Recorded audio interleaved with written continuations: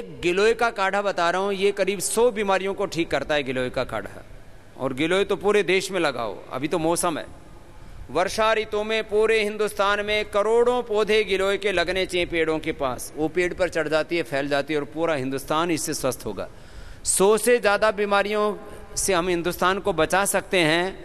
और अकेली गिलोय का हम यदि प्रचार करें तो हिंदुस्तान के हजारों नहीं लाखों करोड़ रुपए लोगों का हम बचा सकते हैं जो लूट रहा है।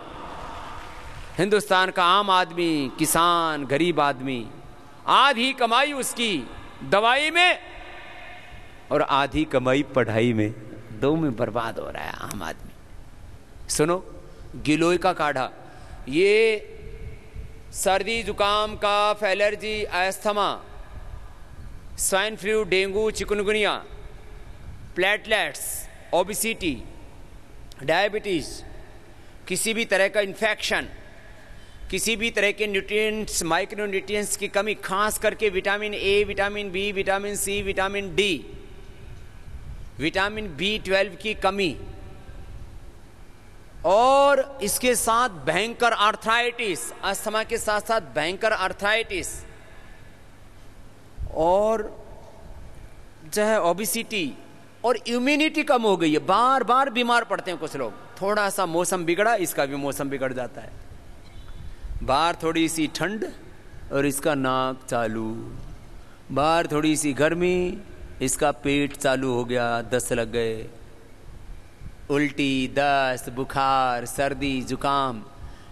आप चाहते हैं कि आप जिंदगी में एक बार भी बीमार ना पड़े, एक बार भी आपको बुखार ना चढ़े, फीवर भी ना आए, तो आप गिलोय पीजिए, 100 साल तक आपको बुखार भी नहीं आए।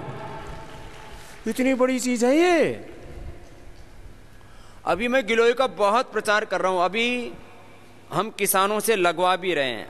अभी हमने सोचा है कि आपके जिले में जितने भी किसान हैं ना, सबको बोलिए, और आपके घरों में कोई भी पेड़ है तो उसके जड़ में लगा दीजिए, और कुछ नहीं है तो आप बालकोनी तो है, घर में छोटा सा आंगन तो है, वहीं लगा दो, उस दीवार के ऊपर ही चढ़ा दो उसको, दीवार पर सुंदर भी लगती है, हैं? तो ये गिलोय, बहुत जगह तो बाग होते हैं, जैसे उत्तर भारत में आम के बाग, दक्षिण भारत में भी आम और फिर नारियल के, कोई भी पेड़ पे इसको चढ़ा दो, नहीं पेड़ नहीं तो कोई छप्पर पे चढ़ा दो, छत पे चढ़ा दो, दीवार पे चढ़ा दो, कोई भी, ये बेल चढ़ जाती है इसकी। जबरदस्त है, जबरदस्त, अद्भुत। हाँ, तो गिलोय के फायदे सुन लो, बड़े फायदे। गिलोय, एलोवेरा, पपीते के पत्ते, अनार और थोड़ा सा तुलसी और डाल दो, बुखार और प्लेटलेट एकदम ठीक हो जाते हैं, पहले ही दिन में प्लेटलेट ठीक। प्लेटलेट होते हैं 3 से 4 लाख होने चाहिए बॉडी में, ब्लड को टेस्ट करते हैं उसमें। तो जिनके प्लेटलेट 4-5 हज़ार तक पहुंच जाते हैं, 2-3 दिन में ही 50,000 से 1 लाख हो जाते हैं। एवरेज मैंने देखा 25,000 एक दिन में ही बढ़ जाते हैं, 25,000 एक ही दिन में। रोगी मर सकता है, प्लेटलेट कम हो जाते हैं ना, तो ब्लड पतला हो जाता है, फिर वो ना वो ऐसा निकलने लगता है, ब्लड बहने लगता है, रिसने लगता है, हमारी जो कैपिलरीज है ना उनसे निकलने लगता है, ब्रेन, हार्ट, लीवर, किडनी से ब्लड लीकेज होने लगता है प्लेटलेट कम होने से। माताओं बहनों को प्लेटलेट जिसको कम होते हैं ना, तो ऐसे कोई ऐसे चुटकी मार दे, कहीं दब जाए थोड़ा स्किन, अब जैसे मैंने यहाँ से दबाया, जोर से दबाया, जैसे अभी जोर से दबाया तो मेरा तो लाल हो गया। अब जिसके प्लेटलेट कम होंगे ना, उसको एक बार तो थोड़ा सा लाल होगा, थोड़ी देर के बाद वहाँ काला पड़ जाएगा। अब मैं कितनी बार दबाऊँ, जितना ज़्यादा दबाऊँगा, ये देखो अब जब मैंने 5-6 बार दबा दिया तो और ज़्यादा लाल पड़ गया, लेकिन काला नहीं पड़ेगा। आपका क्या पड़ जाएगा? काला। जिसका प्लेटलेट कम है उसका नीले नीले नीले नीले निशान पड़ जाते हैं ना, तो इसका मतलब आपका क्या कम है? प्लेटलेट की कमी है। ये प्लेटलेट की कमी होने से आपको कैंसर भी हो सकता है। ये प्लेटलेट की कमी नहीं होनी चाहिए, विटामिन डी और विटामिन B12 की कमी नहीं होनी चाहिए, इससे आपको ब्लड कैंसर हो सकता है। TLC DLC गड़बड़ हो जाता है, फिर बहुत खतरनाक है। तो गिलोय प्लेटलेट की 100% दवाई। और डेंगू में, चिकनगुनिया में क्यों मरता, डेंगू में क्यों मरता आदमी? प्लेटलेट कम होने से मरता है। डेंगू थोड़ी मारता है, बुखार तो उतर जाता है कोई भी दवाई से, ये प्लेटलेट से ही मरता है आदमी। तो पूरे देश ही नहीं, पूरी दुनिया को हमें डेंगू से मुक्त करना, और इसके लिए गिलोय ही एकमात्र औषधि है। गिलोय गिलोय गिलोय इतना जबरदस्त है, आप इसका प्रयोग करो, बहुत जोरदार चीज है ये गिलोय। दूसरी बात, जो गिलोय पीते हैं ना उनको मोटापा नहीं आता, और जो मोटे हैं वो पतले हो जाते हैं। और डायबिटीज के पेशेंट नॉन डायबिटिक हो जाते हैं। खीरा करेला टमाटर का जूस तो पिलाते ही हैं, और थोड़ा दिन मधुनाशिनी का प्रयोग करा दीजिए। गिलोय सुबह शाम दोनों टाइम पिलाइए। और एक बात और सुन लो, जिनको बार बार सर्दी जुकाम बुखार होता है ना, बार बार बार बार हर 3 महीने में, हर 6 महीने में सर्दी जुकाम बुखार, उससे 15-15 दिन खराब हो जाते हैं। और किसी किसी को तो 1-1 महीने खांसी चल जाती है, जब देखो तब खांसते खांसते हर्निया हो जाता है, यूरिन लीकेज हो जाता है, और बहुत बुरी हालत हो जाती है। अमृता, क्या नाम है गिलोय का? अमृता, गड़ो, गिलोय, गुड़वेल, अमृतबल्ली, जो जहां नाम है सब मैंने तिपतिग्गा, जो भी बोल दिया पूरा हिंदुस्तान का नाम मैंने बोल दिया है। ये मैंने 2 चीजों का बहुत प्रचार किया है, एक तो तिपतिग्गा, अमृतबल्ली, गुड़वेल, गिलोय, गड़ो, गिलोय, और दूसरा लौकी, दूधी भोपला, सोरेकाई। यही जबरदस्त है, 2 चीजें बड़ी अच्छी है ये। दूधी भोपला घी की याद, लौकी, सोरेकाई, इसका जूस पियो, और गिलोय का जूस पियो, आपको बीमारी नहीं होगी। गिलोय मोटापा के लिए, शुगर के लिए, और मोटापा शुगर ही नहीं, हाँ? ये तो गिलोय तो इम्यूनिटी को बढ़ाने के लिए भी बहुत अच्छी है। इम्यूनिटी के लिए, किसी की इम्यूनिटी बहुत वीक होती है ना, तो उसको बहुत दिक्कत होती है। इम्यूनिटी के लिए मैंने देखा है गिलोय से बढ़िया कोई दूसरी चीज नहीं है। गिलोय अद्भुत होती है इम्यूनिटी के लिए। इम्यूनिटी के लिए पता नहीं लोग क्या क्या प्रयोग करते हैं, बहुत तरह की चीजें खाते पीते हैं। बच्चों को हेल्थ ड्रिंक के नाम पर अलग चीजें पिलाते हैं, बड़ों को अलग चीजें पिलाते हैं। ये गिलोय है, सबको पता है ना, इसके पान जैसे पत्ते होते हैं, ये कच्ची है। इतनी गिलोय तैयार हो जाती है, इसमें पूरे गुण आ जाते हैं, इतनी तो ज्यादा ही कच्ची हो जाती है। ये वाली पिया करो,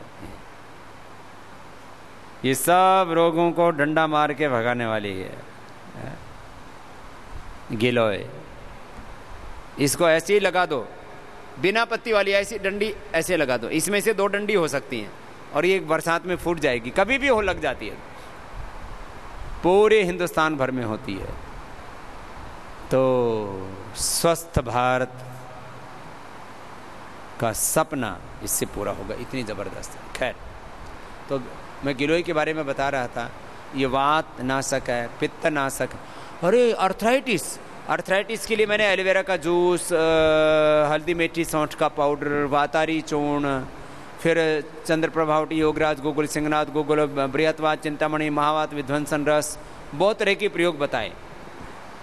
और मैंने जोड़ों के दर्द के लिए 3 चीज़ों का जूस भी बताया, घृत कुमारी का जूस, एलोवेरा जूस, पारिजात हर श्रृंगार का जूस, निर्गुंडी का जूस, और फिर कई चीज़ें एक साथ मिली हुई, पीड़ांतक काढ़ा, उसको पका के पी लो, उसमें सारी चीज़ें आ जाती हैं। लहसुन का भी प्रयोग हम बताते हैं।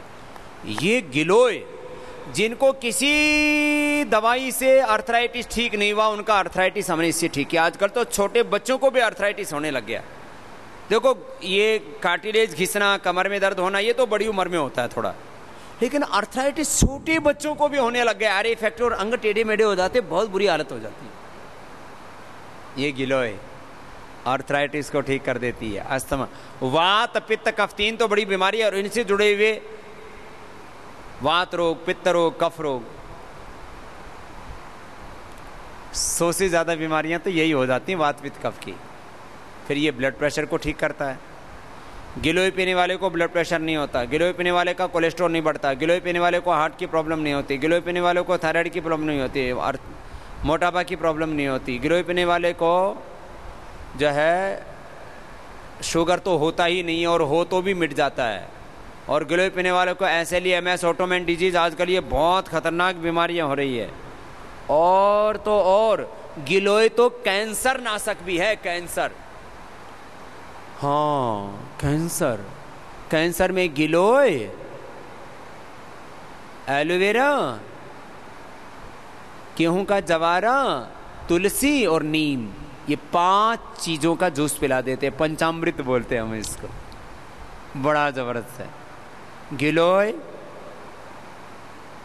एलोवेरा, व्हीट ग्रास गेहूं का जवारा, तुलसी और नीम। अब इसका आपको रोज पीना है तो क्या करें? रोज पीना है तो सबसे अच्छा है जिनको सामान्य रूप से सर्दी जुकाम कफ एलर्जी, इम्यूनिटी वीक है या डायबिटीज है या ऐसे ही पीना है, आपको कोई बीमारी नहीं है। जैसे आंवला एलोवेरा तो मैं रोज पीता था, आजकल मैंने गिलोय भी पीना शुरू कर दिया है, रोज पीता हूं। और मैंने पीना कैसे शुरू किया, ऐसे तो मैं बताता ही था, कभी कभी इसकी गिलोय की गोली मेरे पास में रखी रहती है तो खा लेता था, क्योंकि इस भ्रमण में बहुत रहता हूँ ना, घूमता फिरता रहता हूँ। लेकिन ऐसा हुआ पिछले दिनों इंटरनेशनल योग डे के समय सुबह शाम बहुत ज़्यादा कार्यक्रम मैंने दिए, तो मेरा गला ऐसे एक दिन ऐसा जैसे अंदर से दुखने लगा। तो मैंने सोचा कि अब ये जुकाम हो जाएगा, सर्दी हो गई, कफ बढ़ गया तो 8-10 दिन परेशान करेगा। तो मैंने ट्राई किया, मेरा गला एकदम पका हुआ, जैसे किसी ने अंदर से छील दिया हो, छुरी से काट दिया हो, और ऐसे लग रहा था बोला ही नहीं जाएगा। मैंने एक बार गिलोय पी और पता ही नहीं लगा वो दर्द कहाँ गायब हो गया, एक बार गिलोय पीने से इतना था। और इसमें क्या करो, गिलोय में तुलसी डाल दो, 10-15-20 पत्ते तुलसी के, थोड़ा सा लौंग डाल दो, और हो कहीं किसी को मुलेठी मिल जाए तो मुलेठी भी थोड़ी डाल दो। ये मुलेठी ना बहुत अच्छी होती है, ये देखिए मैं इसमें रखता हूँ, ये मुलेठी है, मुलेठी, तुलसी, थोड़ा सा 3 से 5 लौंग। ये मुलेठी तो गले के लिए रामबाण है, संजीवनी, ऐसे मीठी लगती है खाने में भी। ज़्यादा ही है तो थोड़ा लौंग, काली मिर्च और मिश्री, ये ले लिया करो, गला एकदम अच्छा हो जाता है। किसी किसी का गला अपना बहुत ख़राब होता है तो उसको भारी भारी होता है, दूसरों को भी अच्छा नहीं लगता, टोकते रहते हैं, तेरे गले में क्या हो गया, तेरे गले में क्या हो गया, कोई भी वोकल कॉर्ड की प्रॉब्लम हो।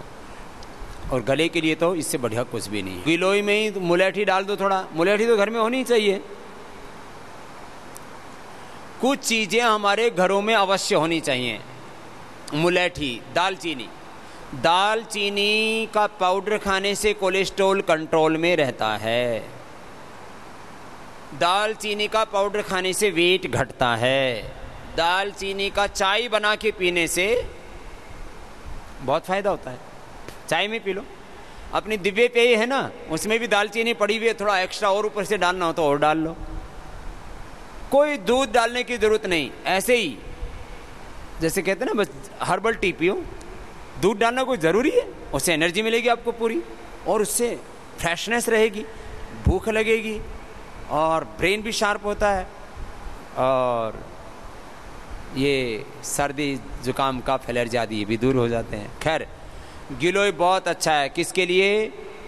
वात रोगों के लिए, अर्थराइटिस के लिए गिलोय ज़बरदस्त है। कफ रोग तो सभी के सभी दूर हो जाते हैं, स्वाइन फ्लू, डेंगू, चिकनगुनिया, और बुखार के लिए तो फीवर, ये तो रोज़मर्रा में होता रहता है, तो घरों में तो होना ही चाहिए।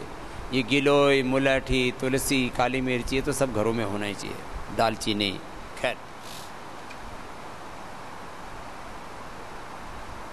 गिलोय रक्त भी शुद्ध करता है, खून की भी सफाई करता है, और कैंसर, SLE-MS ऑटोइम्यून डिजीज तो आपको मैंने बता दिया, ये रोज प्रयोग किया करो गिलोय। अब छोटे छोटे घरेलू उपचारों में जैसे खीरा, करेला, टमाटर का जूस, खीरा, करेला, टमाटर, एक खीरा, एक करेला, एक टमाटर, ये डायबिटीज के लिए रामबाण है। 2 टाइम में जूस पिलाइए, गिलोय का काढ़ा पिलाइए, मधुनाशिनी का सेवन कराइए। यदि 100 भी यूनिट इंसुलिन लेना पड़ रहा है तो बंद हो जाएगा और डायबिटीज का पेशेंट नॉन डायबिटिक हो जाएगा। ये मैं गारंटी से बोल रहा हूं। आजकल तो लोग वारंटी भी नहीं देते, हम गारंटी दे रहे हैं। और कपालभाति प्राणायाम कीजिए।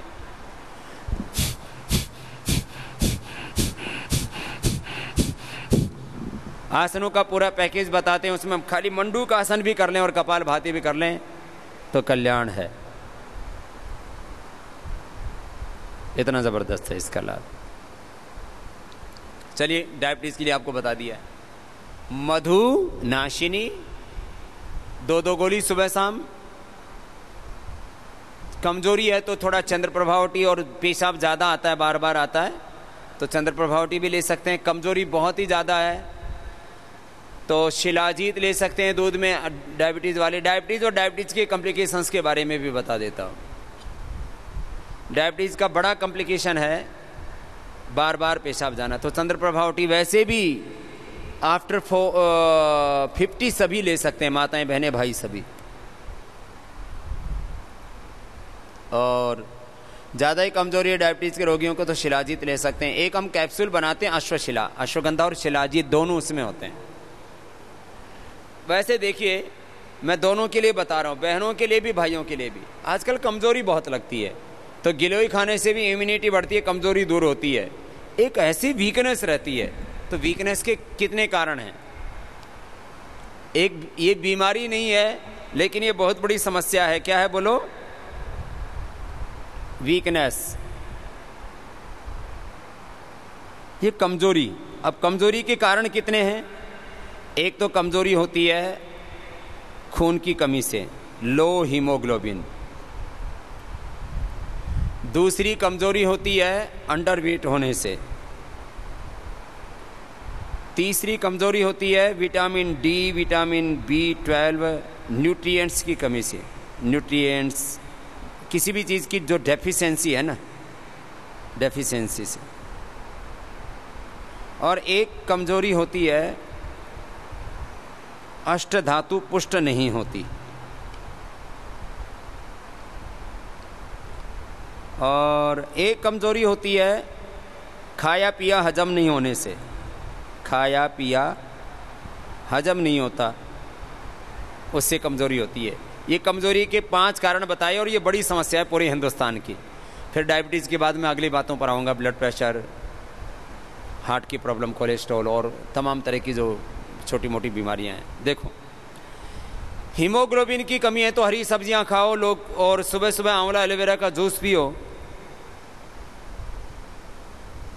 टमाटर का सूप पियो सुबह सुबह। हीमोग्लोबिन बढ़ाने के लिए सबसे अच्छा उपाय है कपालभाति।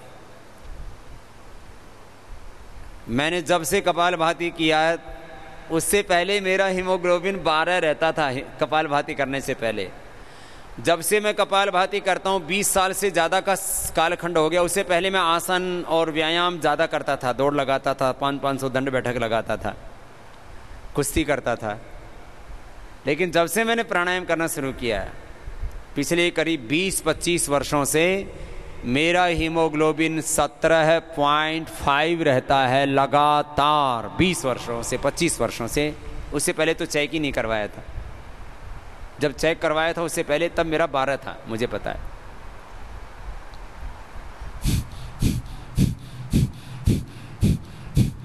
तो जो कपालभाति करेंगे उनमें कमजोरी नहीं आएगी। दूसरी बात, अंडरवेट। तो अंडरवेट क्या करें?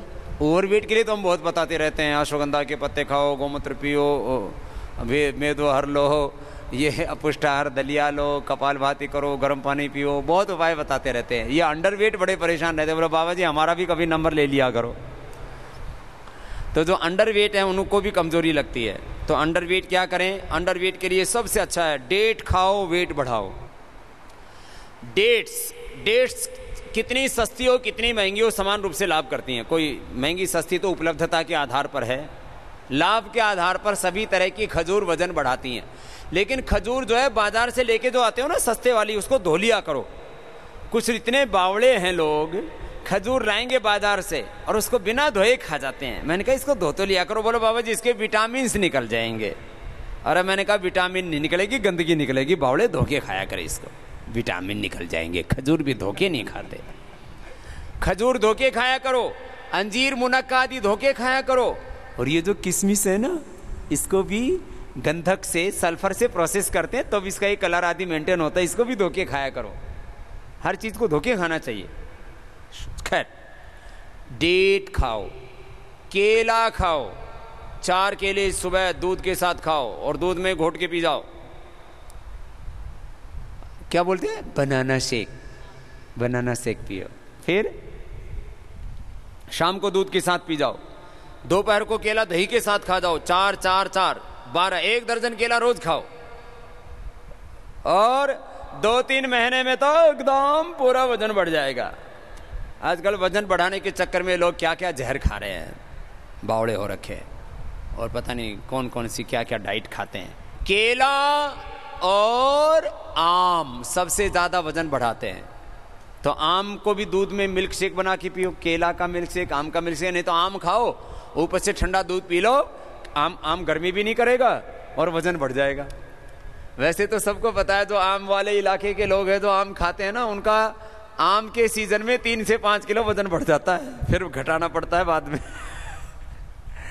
तो ये आम से वजन बढ़ता है, केला से वजन बढ़ता है, डेट से वजन बढ़ता है। अब वजन बढ़ाने के लिए माताओं के लिए स्पेशल उपाय, और माताओं की कमजोरी के लिए भी शतावर। शतावर चूर्ण खाने से एक तो जिन माताओं बहनों की ब्रेस्ट पूरी नहीं होती है तो उनके स्तन उभर जाते हैं, पूरे आ जाते हैं।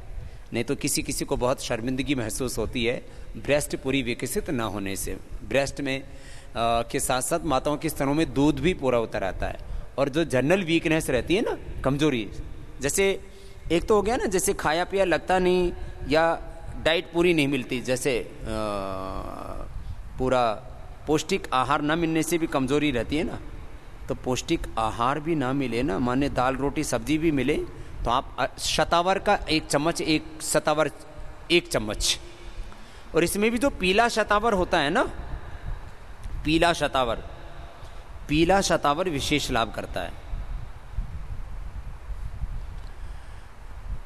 ये तो हम बहनों के लिए बता दिया। ताकत की दवाई, ताकत की दवाइयों के नाम पर क्या क्या कचरा खाते हैं, केमिकल्स खाते हैं मेरे भगवान। मतलब ताकत की दवाई बोलो, सेक्स टॉनिक बोलो, पता नहीं क्या क्या, एनर्जी के लिए एनर्जी ड्रिंक, पावर ड्रिंक्स, बाजार सजे हुए हैं। लोगों को पावर चाहिए, ताकत सबको चाहिए, लेकिन भैया ये ताकत बाजार में नहीं बिकती है। एक तो योगाभ्यास करो और साथ में जो सात्विक चीजें उनको खाओ। हाँ, ये जितने भी पावर ड्रिंक्स हैं, एनर्जी ड्रिंक्स हैं, और जितने भी ये सब कचरा है ना केमिकल्स का, इससे बचना। पुरुषों को सुन लो, माताएं बहनों आप भी लिख लो, ये ताकत की दवाइयों के नाम पर जो धंधा चल रहा है, मैं सोचता हूं कि बंद होना चाहिए। बहुत खतरनाक है, इससे आदमी खत्म हो जाता है बाद में। माने पूरी हड्डियां, उसका इम्यूनिटी, उसकी पूरी माने जीवनी शक्ति खत्म हो जाती है। एक शब्द प्रयोग किया जाता है आयुर्वेद में, जीवनी शक्ति स्टीराइड से, और ये तमाम जो केमिकल्स की ताकत की दवाई है ना, ये इससे ये खत्म हो जाती है। तो क्या करो, पुरुषों के लिए अश्वगंधा, शतावर, सफेद मूसली, कौंच के बीज। पहले कौंच के बीज नहीं मिलता था, सफेद मूसली नहीं मिलती थी, वो भी अब आपको उपलब्ध करवा दी गई है, पतंजलि चिकित्सालयों से मिल जाएगी। अश्वगंधा, शतावर, सफेद मूसली, कौंच के बीज। हम चाहते तो इसको ऐसे ब्लेंड करके बनाते रहो, उसको जो है पावर की ताकत की दवाई के नाम पर हम कुछ भी कितने महंगा बेच सकते थे। जैसे चाइना वाले जिंगसंग को बेचते हैं ना, चाइना में एक अपने अश्वगंधा जैसी एक जिंगसंग होती है, उसके कैप्सूल, एक एक कैप्सूल 500 रुपए का बेचते हैं, 500 रुपए का। और हमारी अश्वगंधा से के बराबर इफेक्ट है, उस मैं कम तो नहीं बताऊंगा, जिंक्सन के नाम पर ऐसी महंगी, माने मार्केटिंग कर, देखो मार्केटिंग एक अलग चीज़ है और जो एक्टिव कंपोनेंट्स हैं किसी भी मेडिसिन के वो अलग चीज़ है। ये मैं गुण धर्म के आधार पर बात कर रहा हूँ। तो क्या बताया, अश्वगंधा, शतावर, सफ़ेद मूसली और कौच के बीज, ये इतनी अच्छी चीज़ें हैं ताकत के लिए। और इनफर्टिलिटी भी दूर हो जाती है पुरुषों में, स्पर्म काउंट कम है तो वो भी बढ़ जाता है।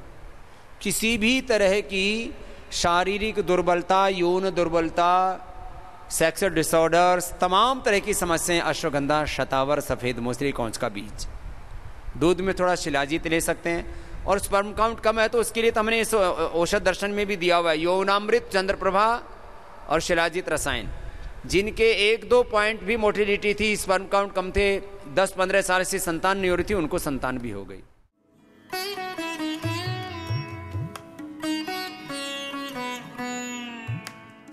माताओं बहनों को इनफर्टिलिटी के लिए हम शिवलिंगी और पुत्र जीवक का बीज बताते हैं। शिवलिंगी और पुत्र जीवक, इसके ऊपर तो इतना लोगों ने विवाद किया, संसद तक में बखेड़ा किया। अरे भैया नाम है उसका, उसका पुत्र पुत्री से कोई लेना देना नहीं। माताओं के लिए शिवलिंगी पुत्र जीवक बीज पाउडर करके 2-2 ग्राम सुबह शाम गाय के दूध से दे देते हैं। और फलघृत 1-1 चम्मच दूध के साथ, फलघृत। और ज़्यादा ही पीरियड आदि की समस्या है तो 10 मूल क्वाथ या 10 मूल अरिष्ट पिला देते हैं, इनफर्टिलिटी भी खत्म। तो ताकत के लिए माताओं के लिए भी दवाई बता दी, भाइयों के लिए भी दवाई बता दी। फिर इससे अष्ट धातु भी पुष्ट हो जाती हैं। ये जो आपको बताया ना, अश्वगंधा, शतावर, सफ़ेद मूसली, कौच के बीज भाइयों के लिए और माताओं के लिए शतावर। तो ये ऐसे पौष्टिक चीज़ें लेते रहने, जैसे पौष्टिक आहार होता है ऐसे पौष्टिक औषधियाँ भी हैं। पौष्टिक आहार का तो सबको पता है, पौष्टिक औषधियों का कम लोगों को पता है। जैसे पौष्टिक आहार में सबको पता है, बादाम खाओ, दूध पियो, प्रोटीन डाइट लो, जिसमें प्रोटीन ज़्यादा है उससे ताकत मिलेगी, मसल्स मजबूत होंगे। जिन तत्वों की कमी है तो उसकी कमी के लिए भी न्यूट्रिएंट्स, माइक्रो न्यूट्रिएंट्स की, कैल्शियम, आयरन आदि की कमी के लिए अलग अलग उन चीज़ों के लिए पौष्टिक आहार में जैसे फल हैं, पौष्टिक आहार में जैसे दूध है, दही है, ऐसे अच्छी चीज़ों का सेवन करते हैं। ऐसे पौष्टिक औषधि भी है। तो माताओं बहनों के लिए सबसे अच्छी पौष्टिक औषधि क्या है बोलो? शतावर। वैसे शतावरी चूर्ण तो, शतावर भी बोलते हैं, शतावरी भी बोलते हैं। शतावर चूर्ण तो माँ बहन बेटियों को, जो जैसे बहुत कमज़ोर बेटियां हैं तो अविवाहित बेटियों को भी देना चाहिए। इसका कोई वैसा नहीं है, इसका कोई शादी विवाह से कोई संबंध नहीं है। अविवाहित बेटियां भी ले सकती हैं और विवाहित माताएं भी ले सकती हैं। और भाई भी जो बहुत दुर्बल हैं, अश्वगंधा, शतावर, सफ़ेद मूसली, ये अविवाहित भी ले सकते हैं। कौच का बीज विवाहित पुरुषों को ही लेना चाहिए, कौच का बीज। खैर, ये आपको कुछ बात बताई। और ब्लड प्रेशर के लिए, blood pressure, cholesterol, constipation, obesity, heart के ब्लॉकेज, इनके लिए रामबाण है लौकी का जूस।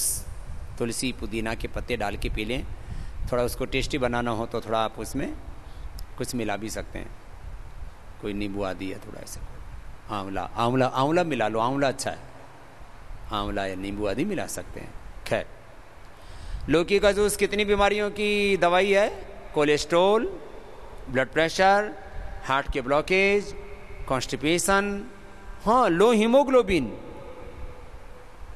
और मोटापा, और रक्त को भी शुद्ध कर देता है, बॉडी को डिटॉक्स करता है। तो ब्लड प्रेशर वाले लौकी का जूस पिएं। ब्लड प्रेशर और ब्लड प्रेशर की कॉम्प्लिकेशंस, और मुक्तावटी 2-2 गोली खा लें कुछ दिन। अनुलोम विलोम तो करना ही पड़ेगा उनको, अनुलोम विलोम,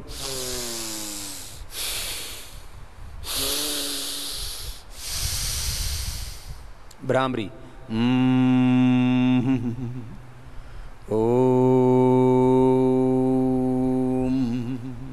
ये 3 चीज़ें हो सके तो थोड़ा शवासन और थोड़े सूक्ष्म व्यायाम, इतना ही कर लें तो बीपी क्योर हो जाता है।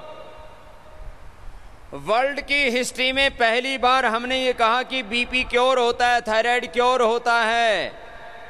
डायबिटीज क्योर होती है, एस्थमा अर्थराइटिस क्योर होता है, hepatitis, rheumatoid arthritis, psoriasis, lung fibrosis, SLEMS, और हार्ट के ब्लॉकेज क्योर होते हैं, कैंसर, ये सब क्योर होता है। क्योर शब्द का जब हमने प्रयोग किया था आज से 20 साल पहले, बहुत शोर मचा, 10 साल तक शोर मचता रहा। अब 10 सालों में पूरी दुनिया ने स्वीकार कर लिया है कि योग करने से बीमारियां कंट्रोल तो होती है, क्योर भी होती है। ये बड़ी बात है। बीमारियों को कंट्रोल करना तो एक पक्ष है, क्योंकि मेडिकल साइंस के लक्ष्य क्या हैं? Primary prevention, secondary prevention, control, acute management, cure, rehabilitation and pollution. ये 7 बड़े लक्ष्य हैं मेडिकल साइंस के। स्वास्थ्य का पूरा जो अभियान दुनिया में चल रहा है, हेल्थ मिशन पूरी दुनिया का, वो इन्हीं 7 बिंदुओं पर चलता है जो अभी मैंने आपको बताया। और उसमें योग, आयुर्वेद, प्राकृतिक चिकित्सा सबसे ज़्यादा इफेक्टिव है। अभी आपको मैंने ब्लड प्रेशर का बताया, इसके साथ आपको कोलेस्ट्रॉल का भी बता दिया, हार्ट का भी लौकी का जूस, साथ में अर्जुन की छाल ले लो और हृदय में थोड़ा ले लो, हार्ट के ब्लॉकेज खुल जाएंगे। कपालभाति, अनुलोम विलोम करना दोनों टाइम। 80% तक ब्लॉकेज हैं तो आपको हार्ट के लिए कोई ऑपरेशन कराने की आवश्यकता नहीं है। ऑपरेशन कराने के बाद हार्ट की आयु हो जाती है 10 वर्ष, और जो नेचुरल हार्ट की आयु है 400 वर्ष। तो तुम्हारे हार्ट की नेचुरल लाइफ कितनी है? बोलो। लीवर किडनी की नेचुरल लाइफ कितनी है? जब सारी चीजें लीवर, किडनी, हार्ट, ब्रेन 400 साल जी सकते हैं तो आदमी मर क्यों जाता है? गलत आहार, गलत विचार। इसलिए योग करने वाला मरता ही नहीं है। तो क्या हो जाता है? मृत्युंजयी। योग करने वाले का liver, kidney, heart, brain fail नहीं होते, उसको SLEMS, ऑटोइम्यून डिजीज, उसको कैंसर जैसी बीमारियां नहीं होती। तो योग करने वाला रोग से मरता ही नहीं है, वो स्वेच्छा से इस शरीर को छोड़ता है। इसको बोलते हैं मृत्युंजयी होना। मृत्युंजयी, मृत्युंजयी। हाँ, न तस्य रोगो न जरा न मृत्यु प्राप्तस्य योगाग्निमयम शरीरम। आप सबको भी मृत्युंजयी होना है। क्या होना है? बोलो, जोर से बोलो। मृत्युंजयी होना है। रोगों पर विजय पानी है, अपने भीतर की कमजोरियों, दुर्बलताओं, पराधीनताओं पर, अपने शरीर, इंद्रियों और मन पर विजय पानी है, दुनिया पर विजय पानी है, पिंड और ब्रह्मांड में विजय पानी है, और बुढ़ापे पर भी विजय पानी है। रोग पर, बुढ़ापे पर, मृत्यु पर, दरिद्रता पर, दुख पर विजय पानी है। यही तो योग है। हार्ट के लिए बता दिया आपको। ऐसे ही सिर दर्द, चलो सिर दर्द के लिए तो बादाम रोगन पियो, बादाम रोगन सिर में लगाओ और बादाम रोगन नाक में डाल लो, अनुलोम विलोम प्राणायाम कर लो, सिर दर्द ठीक हो जाता है, माइग्रेन पेन ठीक हो जाता है। अरे साहब, किसी किसी को तो इतना ज़बरदस्त माइग्रेन पेन होता है, उन्हें सिर बांधना पड़ता है, ऐसा लगता है फोड़ लो, और फिर भयंकर उनको स्टीरॉयड तक लेने पड़ते हैं, तब जा कर के पेन किलर्स, बड़े खतरनाक। बादाम रोगन पियो। बादाम रोगन सबसे सस्ता और सबसे अच्छा देसी बादाम से बना हुआ है, वो आपको देते हैं अपनी दिव्य फार्मेसी की ओर से, लिया करो। बादाम रोगन बच्चों को एग्जाम के टाइम पर भी पिलाया करो, उससे बच्चों का ब्रेन बड़ा शार्प हो जाता है और थकता ही नहीं है दिमाग। देखो, 2 तरह की थकान होती है ना, एक तो शरीर की थकान, एक होती है दिमागी थकान। तो शरीर की थकान तो खाने पीने की चीज़ों से मिट जाती है। दिमाग की थकान में ये खास तत्व होता है, बादाम रोगन, मेधावटी, ये जिन दिमागी थकान के लिए ना, जिनको बहुत ज़्यादा दिमाग का काम करना पड़ता है ना, ऑफिस में, फिर पढ़ाई के समय, फिर जो कॉर्पोरेट हाउस में जो बड़े बड़े पदों पर हैं, जिनको का ब्रेन से बहुत ज़्यादा वर्क करना पड़ता है ना, जिनको, उनको मेधावटी दिया करो, बहुत अच्छा है। और गर्मियों में थकान ज़्यादा होती है तो उसके लिए अमृत रसायन भी बहुत अच्छा है, दिमागी थकान के लिए और शारीरिक थकान के लिए भी, दोनों के लिए। खैर, तो माइग्रेन पेन के लिए बताया। ऐसे जिनको मिर्गी की एपिलेप्सी के दौरे पड़ते हैं ना, कहीं इसको वाय बोलते हैं, एपिलेप्सी बोलते हैं, मिर्गी बोलते हैं, अपस्मार बोलते हैं, उसके लिए मेधावटी और अनुलोम विलोम प्राणायाम लगातार करने से मिर्गी के दौरे भी दूर हो जाते हैं, एपिलेप्सी के। और नींद भी अच्छी आती है। वैसे जिनको नींद अच्छी ना आती हो तो वे जटामासी, सर्पगंधा, सौंफ बराबर ले लो। जटामासी, सौंफ, सर्पगंधा, इसका पाउडर कर लो और 1 से 2 ग्राम खाने के बाद सोने से पहले ले लो, करीब 1 घंटा पहले ले लो। अपने आप इसका असर हो जाता है और एकदम बहुत अच्छी नींद आती है। वैसे अनुलोम विलोम भ्रामरी प्राणायाम करने से भी नींद अपने आप अच्छी आ जाती है। जिनको नींद नहीं आती है ना, तो सोने से पहले कर लिया करो। तो सोने ऐसे बिस्तर में गए, थोड़ी देर बैठ के अनुलोम विलोम कर लो, ओंकार या गायत्री का ध्यान भी साथ में हो जाएगा।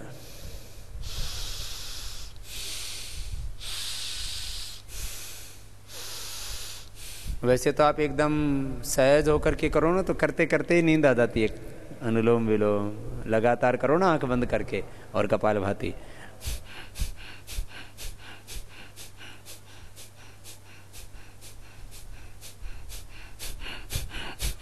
एक अंदर से संगीत से झंकृत होने लगता है और अपने आप नींद आ जाती है। इंसोम्निया बड़ी समस्या है। थायराइड के लिए तो कोई दवाई करने की जरूरत ही नहीं है। वैसे त्रिकुटा चूर्ण हम देते हैं शायद में खाने के लिए, काचनार गुग्गुल भी दे देते हैं जिनको गला में गलगंड हो जाता है ना, या मोटा मोटा गांठ भी हो जाती है। तो नहीं तो ये थायराइड का पॉइंट दबाओ, कपालभाति और उज्जाई प्राणायाम करो। एक ये गले को ये घुमाने वाला ये अभ्यास, एक ये सिंहासन, और एक ये अभ्यास थायराइड के। तो थायराइड क्योर हो जाता है।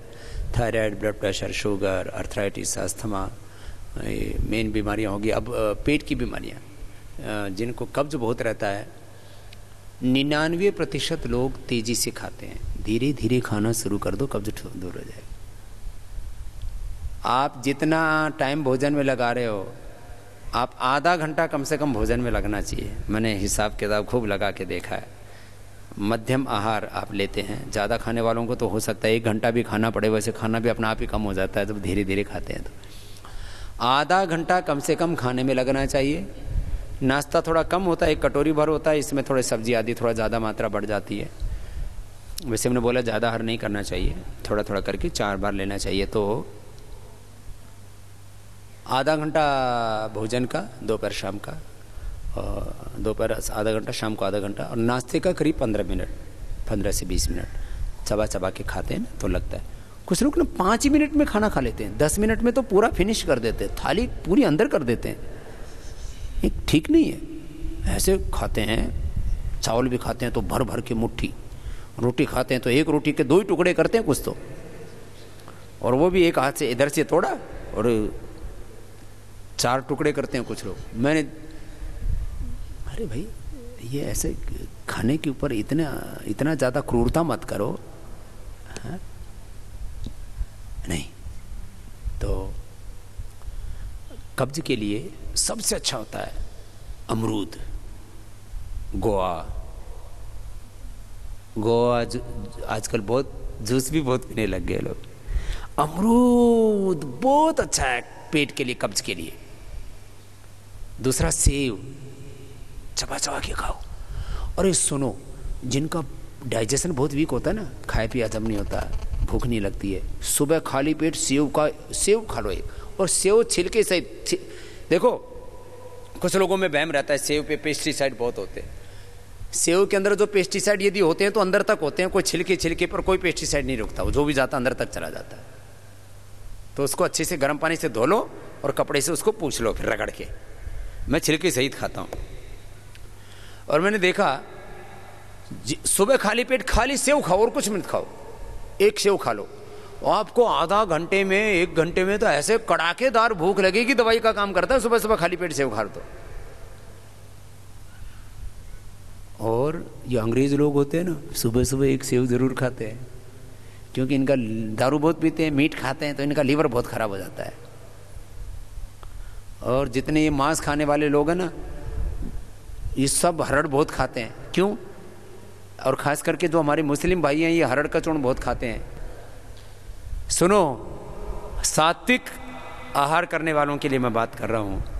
आपका डाइजेशन बहुत लोगों का खराब रहता है, पेट की बीमारी तो 99% लोगों को है। सुनो, पेट किसका स्वस्थ है? जिसको सुबह दोपहर शाम 3 बार कड़ाके की भूख लगती हो, एक बात, जिसको गैस ना बनती हो। बहुत से लोग तो यहाँ बैठे बैठे भी 10-20 बार तो इधर उधर करके और काम करते रहते हैं बीच बीच में। जब ये मोटे आदमी होते हैं ना, उनको मतलब थोड़ा पोजीशन लेनी पड़ती है, नहीं तो वो कार्यक्रम शुरू ही नहीं होता। तो बहुत गैस बनती है। अच्छा, थोड़ी गैस बने तो समझ में आती है बात, थोड़ी बहुत तो गैस किसी को भी बन जाती है, सामान्य। किसी को तो इतनी गैस बनती है, मतलब बहुत, मतलब वो पूरा ध्यान समाधि लगा के उसको छोड़ते हैं, नहीं तो इतना भयंकर पटाखा फूटे कि यहाँ सत्संग करना मुश्किल हो जाए। बहुत गैस बनती है लोगों को। छोटे बच्चों को गैस बनती है। कई बार मैंने सुना है कि एक क्लासरूम में विद्यार्थी ने ऐसा छोड़ा, मास्टर जी है बेहोश हो गए। किसी बच्चे को इतनी गैस बनती है, वो कुछ बच्चे तो टॉयलेट जाके ही नहीं देते, सुबह टॉयलेट होता ही नहीं उनको, वो क्लास में जाने के बाद में वहां क्लास में जाकर के फिर बाथरूम जाना पड़ता है उनको। और किसी बच्चे को तो इतना हार्ट बर्न होता है, उनको बच्चों को ही दवाइयाँ देनी पड़ती हैं, इतना ज़्यादा कॉन्स्टिपेशन छोटे बच्चों को। क्यों? सब बच्चे मैदा वाली चीज़ें, मैगी, फिर बिस्किट, फिर चॉकलेट, सब चिपकने वाली चीज़ें। ये चॉकलेट जाके दांतों में चिपकती है, आंतों में चिपकती है, फिर मैदा चिपकता है, मैगी चिपकती है, नूडल चिपकता है, फिर और ये बिस्किट चिपकता है, फिर और उल्टी पुल्टी चीज़ें बहुत खाते हैं ना बच्चे, ये पेट को खराब करती हैं। फिर बड़ों की भी हालत खराब है। बच्चे मैदा वाली चीज़ें और ये चॉकलेट और तमाम तरह की चीज़ें, इसके लिए हमने एनर्जी बार का विकल्प बनाया, आटा नूडल बनाया, आटा वाले बिस्किट बनाया, हेल्दी फूड उपलब्ध कराया। बड़े वालों की क्या आदत खराब है, ये चिकना ही बहुत खाते हैं, ताकत के चक्कर में घी खाएंगे और तमाम तरह की चिकनी चीज़ें, घी और बहुत भारी चीज़ें खाते हैं, वो अंदर हजम ही नहीं होता। अरे जो खाओ डाइजेस्ट होना चाहिए ना, ताकत के चक्कर में खाए जाते हैं, ताकत आएगी ताकत आएगी। अरे ताकत तेरे भीतर ही नहीं है, ताकत आएगी का ताकत सारी खत्म कर रखी है। सुनो, कपालभाति किया करो, इससे कब्ज दूर होता है।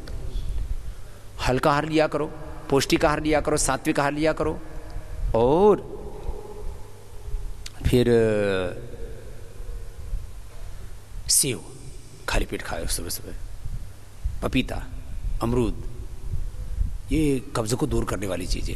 मुनक्का, अंजीर, ओहो बहुत जबरदस्त है।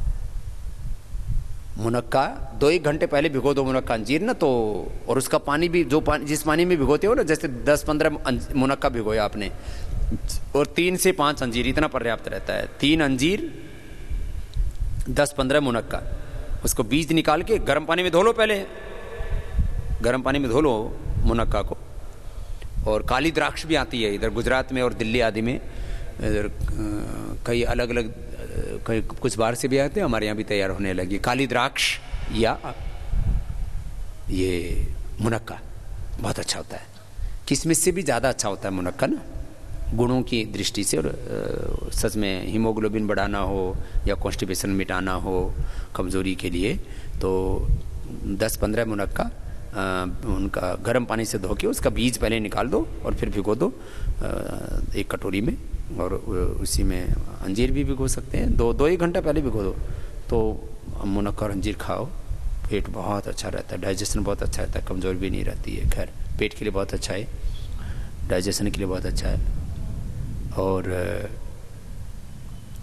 जिनको एसिडिटी बहुत होती है, लौकी का जूस और एलोवेरा का जूस, एसिडिटी तो परमानेंट खत्म हो जाती है। और लौकी और एलोवेरा लगातार पी लो तो कॉन्स्टिपेशन परमानेंट खत्म हो जाता है।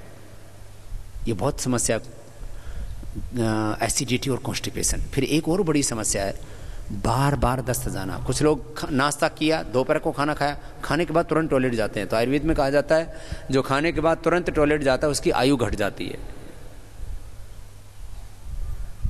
आयुर्वेद में कुछ अरिष्ट बताए हैं, कुछ इस तरह के अनिष्ट बताए हैं कि मृत्यु जल्दी किसकी आती है। तो बोलो खाने के बाद बाथरूम तो जाना चाहिए, लघु शंका, उससे गर्मी बाहर निकल जाती है। खाने के बाद लघु शंका तो जाना चाहिए, लेकिन खाने के बाद टॉयलेट जाता है तो आदमी, इसका मतलब उसका पेट गड़बड़ हो गया, उसके शरीर की शक्ति क्षीण हो गई है। इसको बोलते हैं, बीमारी को बोलते हैं कोलाइटिस, इसको बोलते हैं आंव संग्रहणी, आंत्रशोथ।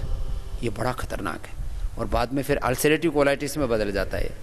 तो जिनको बार बार टॉयलेट जाना पड़ता है, एक बार में पेट साफ नहीं होता है और शौच के साथ सफ़ेद सफ़ेद आम आता है, उसके लिए अनार बहुत अच्छा है। ये कहते हैं ना, एक अनार 100 बीमार, ये बहुत अच्छा है। तो ये आप लोग इसका सेवन किया करें, अनार का। अनार, दूसरा बेल के पत्ते तो ठंडे होते हैं, जिनको बहुत ज़्यादा गर्मी लगती है, बहुत ज़्यादा धातु रोग हैं शरीर में, हॉट फ्लैशेस हैं, नक्सीर आती हैं, तो बेल के पत्ते, शीशम के पत्ते, पीपल के पत्ते, 3 पत्तों का रस पिला दो, कितनी भयंकर गर्मी हो, कितने भयंकर धातु रोग हो, सब ठीक हो जाते हैं। क्या बताया? बेल के पत्ते, पीपल के पत्ते, शीशम के पत्ते, इन तीनों का रस पिला दो साहब, क्या बात है, जबरदस्त चीज है। बेल बता रहा था मैं आंव के लिए, और अनार से बढ़िया तो पेट कितना ही खराब हो, कई बार पेट खराब हो जाता है ना, डाइजेशन एकदम गड़बड़ हो जाता है, फिर कई दिन लग जाते हैं पेट सेट होने में। बोले क्या करें, पेट अपसेट हो गया, कई बार यात्रा में, कई बार ऐसे ही उल्टी हो जाती है, दस्त लग जाते हैं, कई बार खाने पीने में कुछ गड़बड़ हो गया। तो पेट की कोई भी खराबी है, पेट के लिए सबसे उत्तम औषधि अनार है, लेकिन ये ताज़ा ज़्यादा फायदा करता है। अभी लोग कहते हैं बाबा जी सब जगह ताज़ा अनार मिल नहीं पाता है, फिर तो जूस भी उपलब्ध कराओ, तो इसके बारे में सोच रहे हैं, बहुत से किसान भी परेशान हैं। तो अब बहुत जल्दी ही पतंजलि आयुर्वेद की 5 बड़ी यूनिट और 10 छोटी छोटी यूनिट, ऐसे करीब 15-20 यूनिट पूरे देश में लगेंगे, तो उसमें एक अनार का जूस निकालने वाला भी नागपुर में शुरू करेंगे। उधर अनार का जूस, फिर ये नारंगी का, मौसमी का जूस, उधर बहुत बोते हैं लोग उसको ना, फिर पूरी उपयोगिता नहीं हो पाती, फिर ख़राब हो जाता उसमें बहुत ज़्यादा। तो ये जो अनार है ना, बहुत ज़बरदस्त है, बहुत ज़बरदस्त है, खूब खाओ, ये बहुत अच्छी चीज़ है। और अनार को 2 तरह से खा सकते हैं आजकल, तो पहले तो देसी अनार आता था ना, आजकल इसकी किस्म को थोड़ा अच्छा कर दिया गया है, तो इसको चबा के खा सकते हो। पहले अनार में ना इतना हार्ड होता था, उसको तो आप उसका रस ले करके वो दाना फेंकना ही पड़ता था। तो अभी भी जिनको इसका जो फाइबर है वो बहुत अच्छा होता है, तो इसको धीरे चबा चबा के खा भी सकते हो, और अच्छे से चबा के फिर थोड़ा बच भी जाता तो उस फाइबर को आप बाहर भी डाल सकते हो, जैसे जिसको अनुकूलता पड़े प्रयोग करके देख लेना, ठीक है। अनार। छाछ, जिनको भी ये कोलाइटिस की प्रॉब्लम है, 3 चीजें बंद करनी पड़ेंगी, घी, दूध और मीठा। वैसे तीनों चीजें अच्छी हैं स्वस्थ व्यक्ति के लिए, लेकिन ये कोलाइटिस वालों के लिए जहर है, पॉइजन है। घी,